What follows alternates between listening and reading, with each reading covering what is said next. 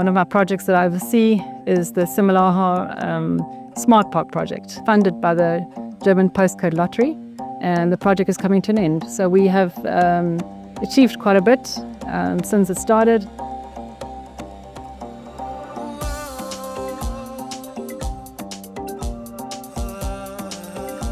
The project consists of a few different items. So one of it is collaring of 10 elephants in the conservancy. We collared them to understand their movement patterns and what corridors they're using. It has been so interesting to see their movements through Botswana. Some have moved to Namibia and some are still in this landscape, and we're hoping in the future to collar more elephants. So one of the aspects of the Smart Park project was to assist the park with creating a human-wildlife coexistence plan, and it has been quite a lovely adventure to go on. We had to go and visit all these 10 village action groups and interact with each of the communities and understand the types of human-wildlife conflict they're experiencing and what causes it and how they want to respond and what would be the best for each of these communities. So some areas it's more predominant elephants moving through, other areas hippo or lion or other hyena species, or hyenas are sometimes a problem too. So each of the village action groups have come up with what will work the best and what can they manage the best in each of their areas. So where we come in from the Smart Park project is in implementing the technology. Electric fences, it could be camera traps, it could be a few other things, sensors that make a noise to scare away elephants. So we're looking at different technology that will help deter. So I think the key thing here in the Smart Park and what it looks at is then creating an ops room. So here at Simalaha headquarters, we have trained 3 ops room managers to be able to understand Earth Ranger, because we use Earth Ranger, which is a platform to manage what is happening in your park and make more informed decisions. And so if you had a electric fence or camera traps in an area, you'd be able to see what is happening, or it will alert you that there's perhaps an elephant moving in that area.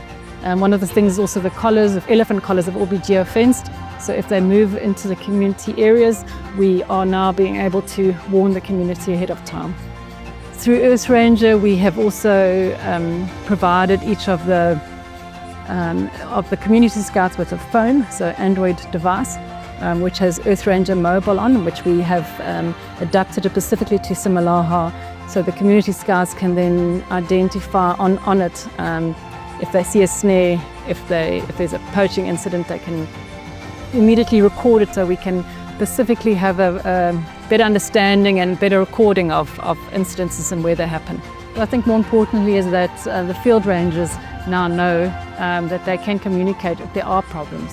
So this project is not specifically about human-wildlife conflict, and it's also about assisting the law enforcement to be able to communicate better. So previously there's been no radio network in Simalaha, and what we've done is create a radio network. We've put up 3 36-meter towers, and these towers are located quite widespread over the park, so it creates coverage. There are 5 community scout camps, and all of them have now handheld radios or base radios at each of these camps, which enables us to then track where the patrols are, and they are able to communicate to the ops room or to their managers and report real-time incidents that have occurred instead of waiting or trying to find a spot where there's better communication. So one of the radio towers we have placed at Adonsi, which is a very rural area as part of Simalaha Community Conservancy.